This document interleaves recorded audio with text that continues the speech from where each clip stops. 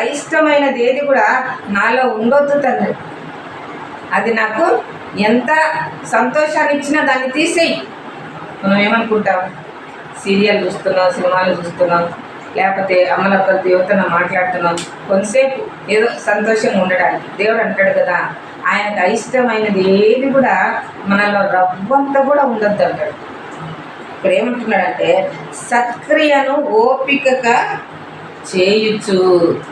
బ్రతికినంత కాలము కూడా ఈ నా జీవితంలో ప్రేమైన దేవుని బిడ్డలారా, ఇలాంటి అనుభవం మనకు రావాలి. ఏం కావాలంట? సత్క్రియను ఓపికగా చేయొచ్చు. తొందర వద్దు. దేవునికి ఇష్టమైంది చేయాలి. మనం దేవునికి ఇష్టమైంది చేయాలి. ఇంకా సత్క్రియను ఓపికగా చేయొచ్చు. మహిమను, ఘనతను, అక్షయతను వెదకు వారికి. ఆయన మహిమను వెతికే అనుభవం రావాలంట. అక్షయతలోకి వెళ్ళడానికి అనుభవం కావాలంట. ఆయన ఘనతను వెతికే అనుభవంలోకి మనం రావాలి. ఎప్పుడైతే ఇలాంటి అనుభవాలు మనము కలిగి ఉంటామో, ఆయన అంటున్నాడు కదా, నీకు నిత్య జీవం ఇస్తాను. హల్లెలూయా. దేవుడు చెప్పిన మాట ఆయన నెరవేర్చే దేవుడు. ప్రేమ దేవుడు. మనుషులైతే మాట ఇచ్చి తప్పెడి వారుగా ఉంటారు, కానీ ఆయన మాట ఇచ్చి నెరవేర్చే దేవుడు. ఆయన నువ్వు సత్క్రియను ఓపికగా చేస్తూ వెళ్ళు, నీకు నిత్య జీవం ఇస్తాను అంటున్నాడు.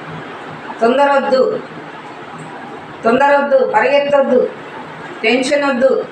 నీ నా జీవితంలో ఆయన అంటున్నాడు కదా, బిడ్డ సత్క్రియను ఓపికగా చేస్తూ వెళ్ళు, నీకు నిత్య జీవం ఇస్తాను అంటాడు. అంతకంటే ఏం కావాలి కదా.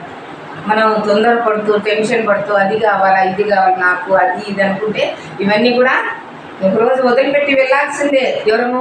మన ఆత్మ మాత్రమే. ఈ శరీరం కూడా కాదు, ఆత్మ మాత్రమే పైకి వెళ్ళాలా. పైకి వెళ్ళినప్పుడు అక్కడ ఏం కావాలా? మనకు జీవ కిరీటం కావాలా. ఆ జీవ కిరీటంను పొందుకోవాలంటే మనం ఏం చేయాలా? ఆయనతో సహవాసము కలిగి ఉండాలి బ్రతికినంత కాలం. అందుకనే అంటాడు, దేనికోసం పరిగెత్తడం, దేనికోసం మురికెత్తడం, దేనికోసం ప్రయాసపడుతున్నావు అనవసరం కాదు. ఏది కూడా నా అనుకున్న వాళ్ళు ఎవరు కూడా మనకు ఆధారము కాదు. కేవలము మన సృష్టికర్త మాత్రమే మనకు ఆధారము. ఆయన అంటున్నాడు కదా, ఎవ్వరు లేరు నీతిమంతులు. అయితే ఒకటి ఉంది, ఏంటంటే నమ్మువారు ఆయన కృపచేతనే యేసుక్రీస్తునందలి విమోచనము ద్వారా ఉచితముగా, నువ్వు ఎలాంటి కాస్ట్ పెట్టనక్కర్లే, ఎలాంటి డబ్బులు ఇవ్వనక్కర్లే. ఆయనను నమ్మితే మాత్రం చాలు. కృపచేతనే ఉచితముగా నీతిమంతులని తీర్చబడుచు.